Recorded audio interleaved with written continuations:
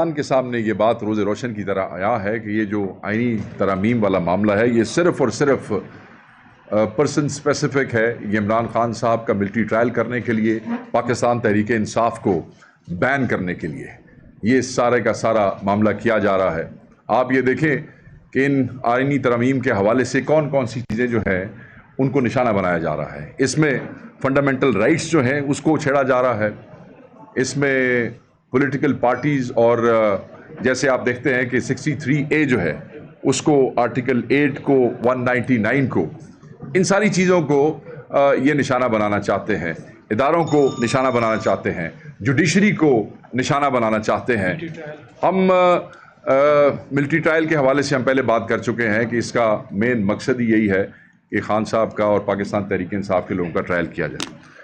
میں یہ سمجھتا ہوں کہ ایسی پارلیمنٹ، ایسی حکومت جس کے پاس لیجٹمیسی نہیں ہے، جس نے رپورٹڈلی پورے پاکستان میں صرف 16 سیٹیں جیتیں، ایک مائنورٹی حکومت جو یہاں پہ جعلی فارم 47 کے بنیاد پہ بیٹھے ہیں، ان کے پاس کوئی لیجٹمیسی نہیں ہے کہ وہ کسی بھی قسم کی آئینی ترمیم کر سکیں، کسی بھی حوالے سے وہ اس قسم کی لیجسلیشن کر سکیں.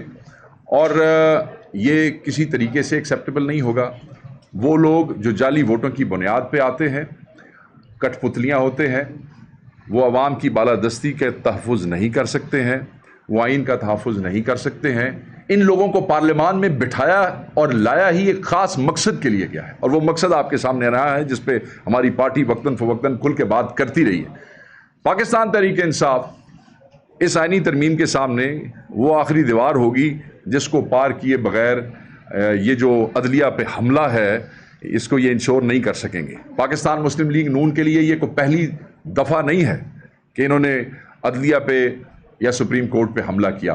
یہ پہلے بھی کر چکے ہیں، اور اس دفعہ یہ پارلیمنٹ کے پیچھے چھپ کے پہلے باہر سے حملہ کیا، اس دفعہ یہ اندر سے حملہ کر رہے ہیں. آپ یہ دیکھیں کہ اس آئینی ترمیم کو انشور کرنے کے لیے انہوں نے پوری دنیا کی پارلیمنٹس کی تاریخ میں بدترین مثال قائم کی کہ پارلیمنٹیرینز کو پارلیمنٹ کے اندر سے نقاب پوشوں نے گرفتار کیا.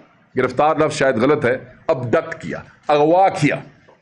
ہمارے MNAs اٹھائے گئے، ان کو ہراساں کیا گیا، ان کی خواتین کو اٹھایا گیا، ان کے بچوں کو اٹھایا گیا، ان کے کاروبار جو ہے وہ بند کرنے کی کوشش کی. ابھی کل پارلیمنٹ لاجز کے اندر ایک MNA جو صاحب ہیں ان کی فیملی کو ہراساں کیا جا رہا تھا، اور اپوزیشن لیڈر اور ہم MNAs اور چند وکلا جا کے ان کو وہاں سے کل جو ہے ایسے ہی کہنا چاہیے کہ ہم ریسکیو کر کے لے کے آئے ہیں. آپ کیا سمجھتے ہیں کہ آپ پاکستان کی سپریم کورٹ کو،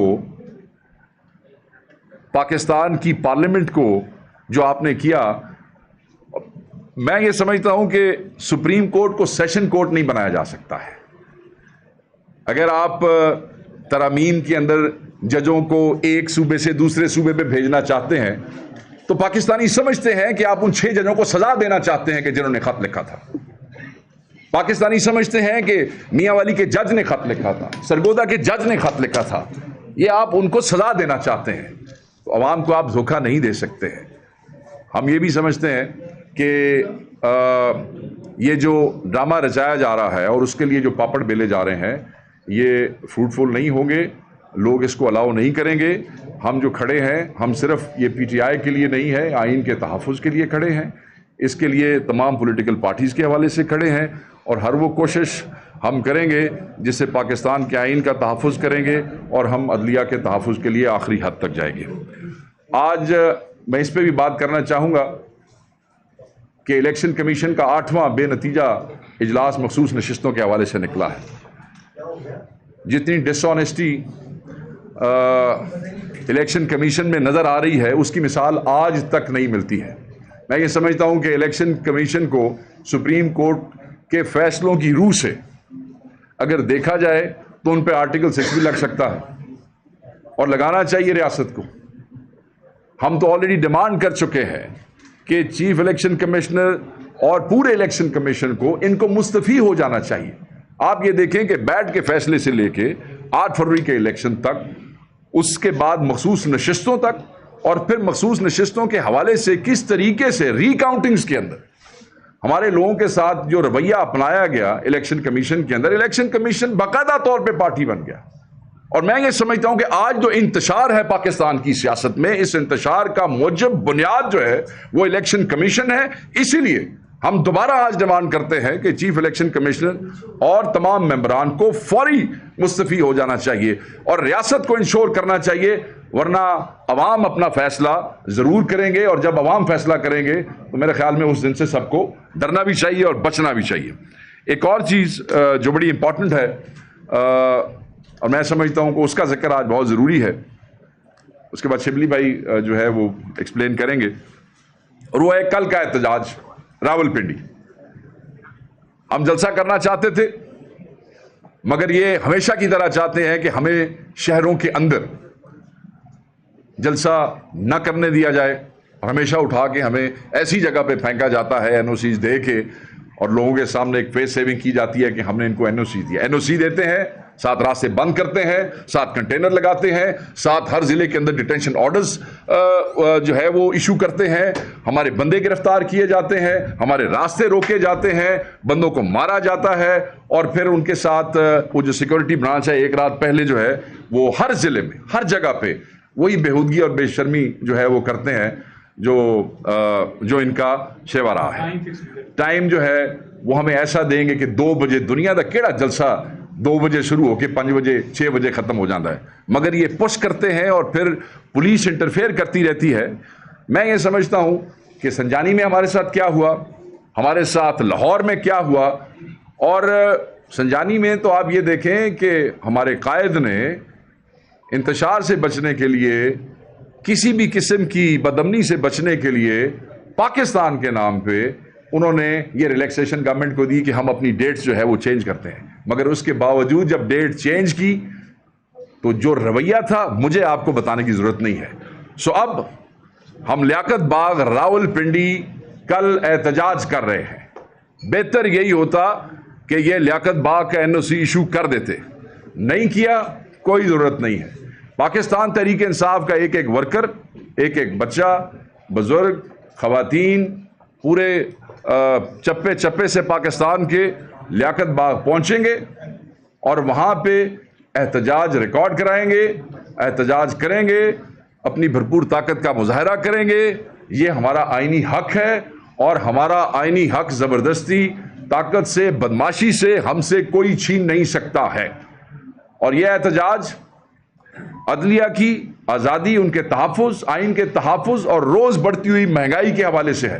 میں نہیں سمجھتا کہ کوئی بھی پاکستانی جو ہے وہ اپنے گھر میں رہ سکے گا. سب مہنگائی کا شکار ہیں، اور ہم یہ سمجھتے ہیں کہ عدلیہ کی آزادی کے حوالے سے، جیسے میں نے پہلے آئینی ترامیم کی بات کی اور میں اس پہ بات ختم کروں گا، کہ جو بھی ملک لوٹنے والوں کو تحفظ دے گا وہ لوگوں کے لیے اتنا ہی قابل نفرت ہوگا جتنا ملک لوٹنے والے قابل نفرت ہیں. یہ وہ ٹولہ ہے جنہوں نے پہلے ملک کی معیشت کو تباہ کیا، پاکستان کی عوام کی دولت پہ ڈاکہ مارا، اور پھر انہوں نے پاکستانی عوام کے مینڈیٹ پہ ڈاکہ مارا ہے. یعنی کہ آپ ان لٹیروں کو جنہوں نے معیشت تباہ کی ان کا تحفظ تو کرتے رہے ہیں، اب آپ مینڈیٹ چوروں کو، جن کو آپ نے لا کے بٹھایا ہے، ان کا تحفظ کر رہے ہیں. تو میں یہ تنبیہ کرنا چاہتا ہوں کہ عوام کے لیے آپ قابل نفرت ہو جائیں گے. لوگ آپ سے اس سے بھی زیادہ نفرت کریں گے جتنی لوگ ان چوروں سے کرتے ہیں. Thank you very much. جی اب شبلی بھائی جو ہیں وہ کیسز کے حوالے سے کوئی بات کرنا چاہتے ہیں. دیکھیں، آپ نے ہمارے جو نئے انفارمیشن سیکرٹری ہیں شیخ وقاص، ان کو سنا آپ نے. جس طرح کا اس وقت اس ملک میں ایک فسطائیت کا ایک ماحول بنا ہوا ہے، جس میں کہ ہر شخص تذبذب، غیر یقینی صورتحال کا شکار ہے. نہ صرف پی ٹی آئی والے بلکہ پاکستان کے عوام، کیونکہ وہ سب کچھ دیکھ رہے ہیں، ان کی آنکھوں کے سامنے کیا ہو رہا ہے. سیاسی طور پر، قانونی طور پر، آئینی طور پر اس ملک کے ساتھ کس قسم کا کھلواڑ کیا جا رہا ہے. اب آپ اگر دیکھیں تو جس طریقے سے پاکستان کی سب سے بڑی سیاسی جماعت، پاکستان کے سب سے مقبول لیڈر عمران خان، جس طرح سے ان کے مقدمات کو ہینڈل کیا گیا اور کیا جا رہا ہے، اس سے آپ کو اندازہ ہو جائے گا کہ اس ملک میں اگر ایسے شخص کو انصاف مہیا نہیں ہو رہا تو عام عوام کو کیا انصاف مہیا ہوگا. خان صاحب پہ جتنے بھی سیاسی مقدمات بنائے گئے وہ ایک ایک کرتے ہوئے وہ سارے گر گئے. اب لے دے کے ایک کیس جو کہ 4 دفعہ بنایا گیا توشہ خانہ کا، یہ پہلی دفعہ ہوتا ہے کہ قانون میں ایک چیز پہ آپ 4 مقدمات نہیں بنا سکتے ایک جرم پہ، اور وہ بھی خود ساختہ، مطلب مینوفیکچر کیا ہوا. خان صاحب کی جو توشہ خانے کا کیس ہے جو کہ بنیادی طور پہ القادر، یہ 2 کیسز ہیں جن کو کہ اس وقت چلایا جا رہا ہے.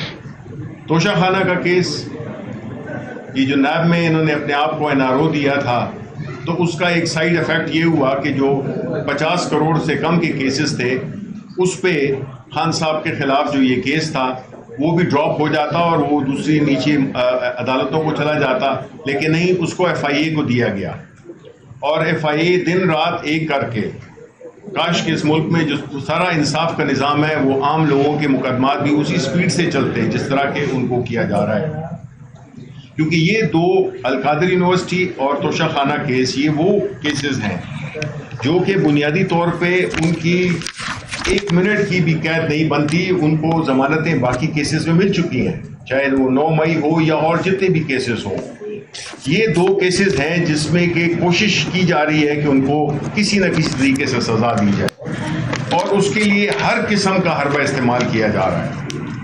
اور خاص طور پہ خان صاحب کی بیگم بشرا بی بی، جن پہ کہ ایک یہ کیس ہے، اور اس کو اگر یہ اس طرح سے جس طرح سے یہ ڈیلے کر رہے ہیں کہ ان کی تو 5 منٹ میں ان کی ضمانت ہو جانی چاہیے اس معاملے پہ. دیکھیں، بشرا بی بی ایک غیر سیاسی خاتون ہے. بشرا بی بی کا نہ سیاست سے کوئی تعلق ہے اور نہ باقی جو حکومتی امور ہے اس سے کوئی تعلق. ان کو صرف اس وجہ سے سزا دی جا رہی ہے، ان کو جیل پابند سلاسل اس وجہ سے رکھا جا رہا ہے کہ وہ خان صاحب کی وائف ہیں، اور خان صاحب کو کرب میں رکھا جائے، ان کو تکلیف پہنچائی جائے، ان کی فیملی، ان کی وائف کو جیل میں رکھ کر. ایسے دور میں جس میں کہ کوئی چیز چھپی نہیں رہتی ہے، یہ کیسز جن کو آپ ہر طریقے سے کوشش کر رہے ہیں کہ سزا ملے، بھئی آپ فیصلہ کریں، آپ لٹکائیں نہیں. اگر آپ نے سزا دینی ہے تب بھی کریں آپ، لیکن مقصد یہ ہے کہ ان کو پتہ ہے کہ یہ کیسز اتنے کمزور کیسز ہیں کہ یہ 5 منٹ میں جو ہے تو اس کو دوسری کورٹ سے اس کو ضمانت مل جائے گی. تو ان کو جس حالت میں رکھا گیا ہے بیگم بشرا بی بی کو، خان صاحب کو تو کوئی پرواہ نہیں ہے، وہ ایک ایتھلیٹ، وہ گرمیاں بھی انہوں نے بڑی بہادری سے گزار دی ایک چھوٹے سے سیل میں، اور وہ ہر طرح کی فزیکل فٹنس کی وجہ سے الحمدللہ ان کو کوئی، اور ذہنی طور پہ بھی وہ ماشاءاللہ اتنے مضبوط ہیں کہ ان کو کوئی نہیں توڑ سکا. اس لیے ایسا ملک جس میں نہ قانون کی حکمرانی ہو، نہ جس میں آئین کی حکمرانی ہو. دیکھیں، ریاست کا بنیادی طور پہ جو فرائض ہوتے ہیں ان میں جان و مال اور عزت کی حفاظت ہوتی ہے.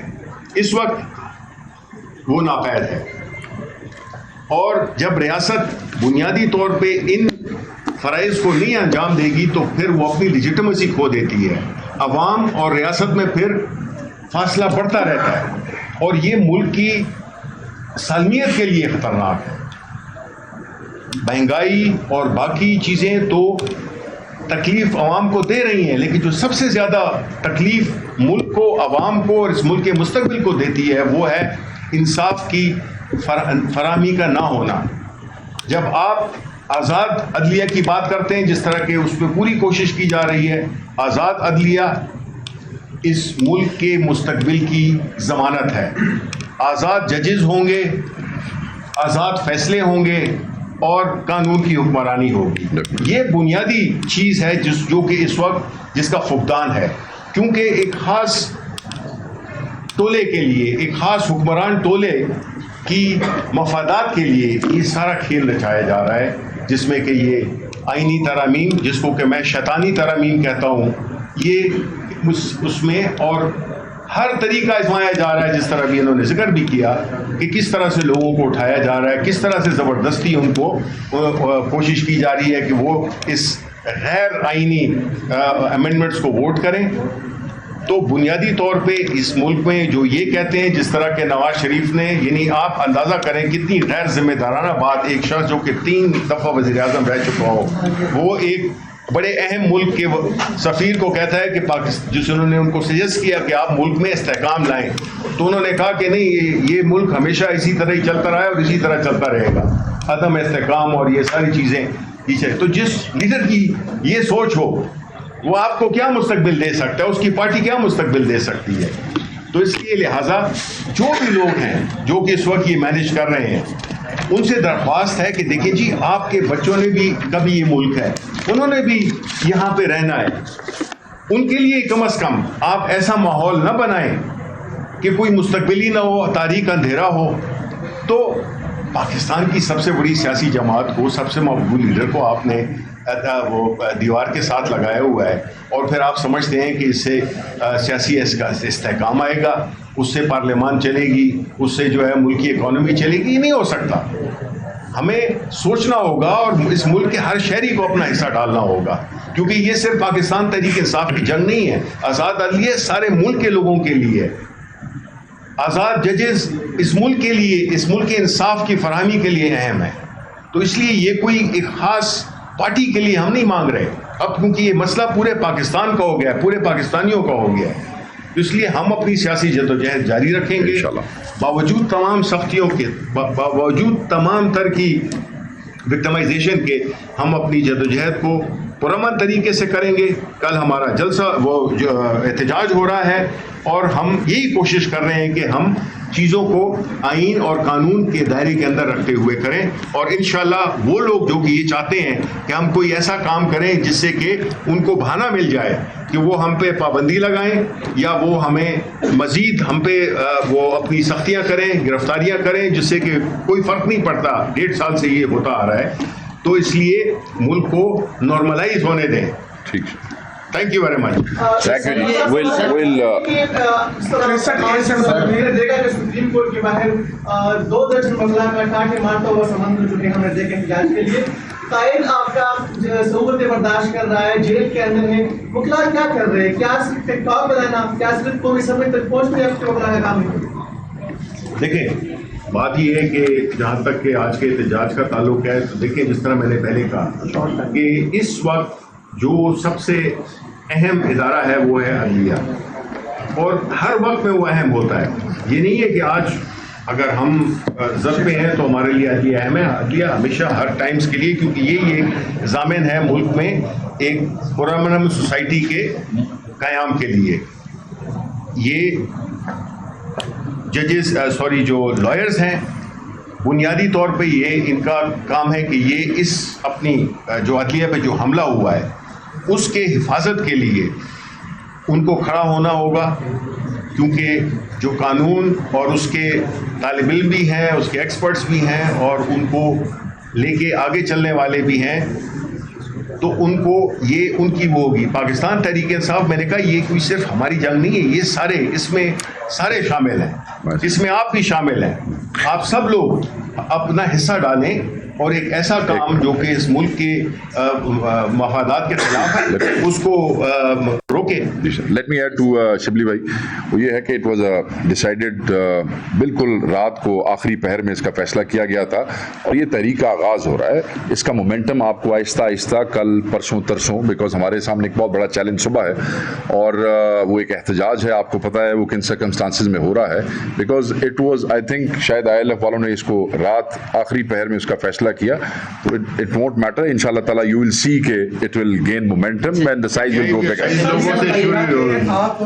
30 तारीख से 63A का भी फैसला होने जा रहा है, उस पर भी बात हो रही है। उसके बाद लग तो ये रहा है कि आपके लिए एक रास्ता खोल दिया जाएगा, आपके अरकान जो है वो जाकर वोट कास्ट करें, सिंपल जो है वो एक डिस्क्वालीफाइड होकर उसको अपने टिकट पर देंगे। तो आपने अपने एंड पर अपने अरकान को महफूज रखने के लिए या उनके वोट को बचाने के लिए क्या लाया? मतलब देखें, I will not be sharing the strategy आपके साथ क्या है, बट मैं आपको ये बताऊं कि हमारे MNAs जो हैं वो महफूज हैं, हमारे MNAs के नंबर भी पूरे हैं, और जिनके भी जो हमारे हैं वो हमारे हैं।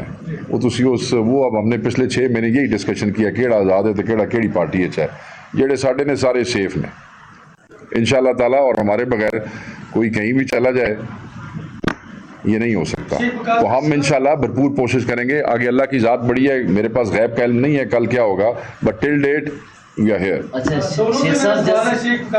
सर टिका खान साहब, ये बताइएगा कि क्या आप भी कोई आईनी तरमीम अपने तौर पे JUI के साथ मिलके प्रपोज कर रहे हैं? No, there is no joint मुसवदा, जिसकी कल खबरें चल रही थी सोशल मीडिया में, ऐसी कोई बात नहीं है। जो डिस्कशन जो कामरान मुर्तज़ा साहब और हमारे सेक्रेटरी जनरल साहब के दरमियान होगी, they will be discussing options, but no joint new agenda और मुसवदा, नथिंग। शिबली साहब, हैदर शराजी, जियो news, just a comment and then question. Comment ये कि आपने कहा वकला के हवाले से उनकी कोशिशें हैं, यकीनन वकला जो हैं वो कोशिश करते करते पार्टी चेयरमैन या सेक्रेटरी जनरल बन गए, लेकिन मौक़ल अभी भी कैद में है, ये राय अवाम में पाई जाती है। लेकिन क्वेश्चन ये है कि आपकी और अपोजिशन में मौलाना फजलुर रहमान की पार्टी है, 175 और 220 के हवाले से सुप्रीम कोर्ट के जो जजेस की अपॉइंटमेंट और इलेक्शन कमिश्नर की अपॉइंटमेंट और मेंबर्स की अपॉइंटमेंट पे असद कैसर साहब ने अमेंडमेंट दी हुई है। 184 की अमेंडमेंट नूर आलम खान ने दी है, जिसके हवाले से तौहीन अदालत की नूर आलम खान ने दी हुई है। यानी अपोजिशन की तरफ से भी वो चीज़ें आ रही हैं कि अपना इनपुट है। तो हम ये समझें कि हुकूमत की जो आइनी तरमीम है वो गलत, आपकी होंगी तो वो दुरुस्त, इसमें वाजे कैसे फिर करें तशरीह? 184 क्योंकि आपका भी है अपोजिशन से। देखिए, पहली बात तो ये है कि आइनी तरामीम करना पार्लियामान का इस्तेहकाक है, कर सकते हैं, गवर्नमेंट भी कर सकती है और प्राइवेट मेंबर भी कर सकते हैं। तो जो तरामीम मसलन आप कह रहे हैं कि असद कैसर साहब ने जो दी है वो उसको भी काफ़ी 3-4 महीने से ज़्यादा हो गए हैं, वो एज अ प्राइवेट मेंबर की है उन्होंने। सेकंड बात ये है कि तरामीम जब भी होंगी और वो हर एक मेंबर, वो प्राइवेट मेंबर हो, वो कर सकता है। और अपोजिशन फ़र्क ये है कि जो इस वक्त गवर्नमेंट है, नंबर 1, आप आज तक मुझे कोई एक जेन्युइन मुसविदा ला के दिखा दें कि जी ये है तरामीम। रात के अंधेरे में बग़ैर बताए हुए, हुकूमती वज़रा को नहीं पता, लॉ मिनिस्टर कह रहा है कि मुझे नहीं पता, एक तरामीम का एक पूरा, और ऐसी तरामीम जो कि पूरे सियासी अपने जो आइनी ढांचा है उसको तब्दील कर दे, अदालतें हों, अपने फंडामेंटल राइट्स हों, ये 63A जैसे अमेंडमेंट्स हों, ये तो डिस्कशन होती है पार्लियामेंट में, कमिटीज़ को भेजा जाता है, हर एक की एक राय होती है, उसमें उस मुसविदे में आप अमेंडमेंट दे सकते हैं। लेकिन अभी तो हम अंधेरे में लगे हुए हैं जिसमें कि हमें पता ही नहीं है कि क्या अमेंडमेंट है, कि कोई ऐसा किसी ने ओनरशिप नहीं ली, उन तरामीम की क्या हैसियत होगी या वो कितनी जेन्युइन होंगी जिसको कि हुकूमत तक ने ओन नहीं किया। तो हम किस तरामीम की बात कर रहे हैं? हम तो उन खदशात की बात कर रहे हैं या उन चीज़ों की बात कर रहे हैं, क्योंकि अभी तो ऐसा हो गया है जिसमें कि कोई अच्छा काम तो हो पा नहीं रहा, पार्लियामेंट में इस्तेमाल हो रहे हैं पार्लियामेंटेरियंस। तो इसलिए हमारा इस मामले में ये बड़ा क्लियर है कि जब भी होगा हम उसको हमारे प्राइवेट मेंबर में जो अपोजिशन में आप लोग जगह 3-4 दिन से पहले जो है वो आपके चाह रहे थे कि हम पिंडी जाकर बाग में जलसा करेंगे, जलसे से आप इंतजार पे आ गए हैं। कहीं ये तो नहीं है कि रात को 12 बजे आपके PTI का जो चेयरमैन है वो कह दीजिए कि किसी वजह से हमने मंसूख कर दिया ये इजाजत नंबर 2 कि मौलाना फजलुर रहमान साहब अब हुकूमती इत्तेहाद में जा रहे हैं, कुछ लोग के साथ, तो उस पर आप क्या कहेंगे? पहली बात तो ये है कि ये बात और ये इंप्रेशन बिल्कुल गलत है। हम जलसे से एहतजाज पे जो आए हैं उसका मकसद ये है कि जलसा लियाकत बाग के अंदर, जलसे का मतलब है कि स्टेज बनता है, उसकी फॉर्मेलिटीज़ होती हैं, चीज़ें मूव की जाती हैं, और जब ये हमें NOC से इनकारी होते हैं और वहाँ नहीं करने देते तो फिर हम वो चीज़ें मूव नहीं कर सकते अनलेस हम वहाँ लड़ाई डाल दें और वहाँ पे फिर तशद्दुद और बदतमीज़ी शुरू हो जाए। तो उस सारे इंतशार से बचने के लिए मजमा उतना ही होगा, तादाद उतनी ही होगी, जोश उतना ही होगा, लियाकत बाग भी पहुंचेंगे, मगर that crowd will be called as इज्तिमा, एहतजाज, नॉट अ जलसा। एक बात, सो वो जो इम्प्रेशन कोई देने की कोशिश कर रहा है ये नहीं होगा। हमने एहतजाज जो है वो बड़ा सोच समझ के उसका ऐलान किया है। जो पिछला मनसूखी थी उसके ऊपर क्लैरिटी हम बड़े खुले अल्फाज में दे चुके हैं कि वो खान साहब ने अमन के नाम पे, पाकिस्तान के नाम पे एक लेजिस्लेशन दी, और उसके बाद आप देखें संजानी में इन्होंने क्या बेहूदगी की हमारे साथ, NOC दे के भी क्या हुआ। ये एक बात होगी। दूसरा आपका पॉइंट ये था मौलाना साहब से जो कल मीटिंग हुई है सलमान अकरम राजा साहब की और साहबजादा साहब की, उसमें he is not joining the government, और बकौल उनके और हमारी जो टीम गई है, मौलाना इज़ स्टेइंग स्ट्रॉन्ग, और मौलाना ने एक बात वाज़े कर दी है कि उनका कंधा अदलिया के ख़िलाफ़ या जमहूरियत के ख़िलाफ़ या फंडामेंटल राइट्स के हवाले से वो अपना कंधा इस्तेमाल नहीं होने देंगे। सो मेरे ख्याल में will take him for his words. Thank you very much ji.